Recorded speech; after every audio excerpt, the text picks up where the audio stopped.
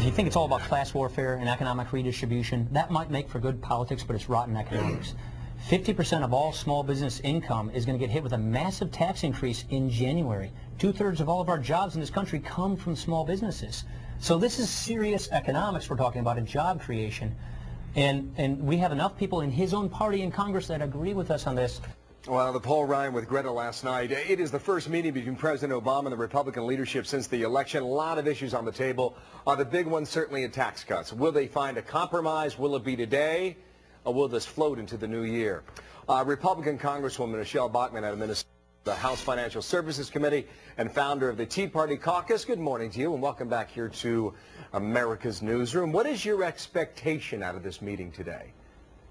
I don't know that we'll see a final result. I think this will be more the introductory meeting that comes forward. But clearly, I think the result of the meeting needs to reflect the results of the election in the first Tuesday of November. No one in America wants any more new massive spending increases. And so President Obama will have to come to that reality, because it's unconscionable to think that the Congress, with only 31 days to go until 2011, still hasn't set the tax rates for next year.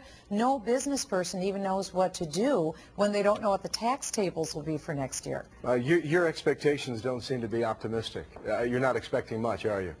I'm not expecting a final word on what's going to happen, but it should be. We should see the parties come to a result, because there's only 31 days to go. But I think from the Republican side, I don't see that you're going to see any of us agree that we need to increase anyone's taxes right now. I see. Because but you would agree you have to start somewhere, right? And today is the first meeting. Yeah. And as you mentioned, you have 31 days to get it done. What would you be willing to accept? Well, I think, again, no one's taxes should go up, because it will mean job losses, not job creation, if the taxes go up. But I think one thing that has been talked about is making the current tax policy extend for another 2 years rather than permanent into the future. It'd be far better if it's permanent, but I think we could at least agree that it's 2 years. But that couldn't be tied to any increases in spending or any increases in taxes. I say, okay, there's a compromise there. This is what John Boehner and Mitch McConnell wrote about in part today in the Washington Post. They say the American people want us to focus on preventing a tax hike on every taxpayer, what you just said, reining in Washington spending and making it easier for employers to start hiring again. That's taxes, that's spending, and that's jobs. I understand 1 and 2. How does Washington contribute to making jobs in this country now? How do we contribute to making jobs in this country? We're not doing a very good job, because, as you know, with the stimulus, spending $1 trillion, that didn't work to create jobs. So the best thing that we could do is send a very strong signal that the federal government is going to massively cut back on its own spending. That's the best signal that we could send to the Wasn't that marketplace. what the president was saying yesterday on the pay freeze?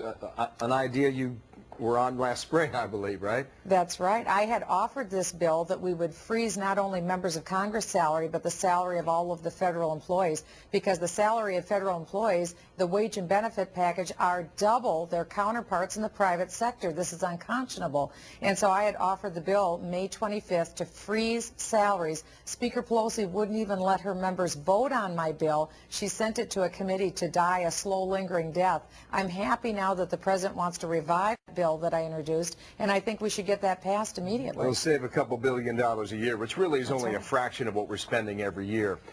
Go back to what Paul Ryan said in the short time I have left here. He says Republicans have enough votes from Democrats now in order to keep all the tax cuts permanent. Do you agree with that? If this vote were on the floor of the House today, would enough moderate Democrats vote with Republicans to keep things the way they are?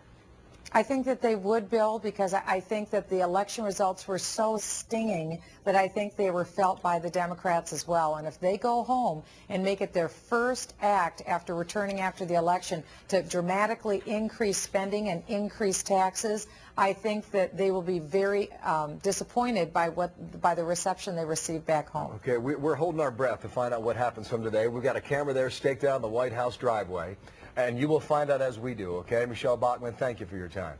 The Republican out of Minnesota.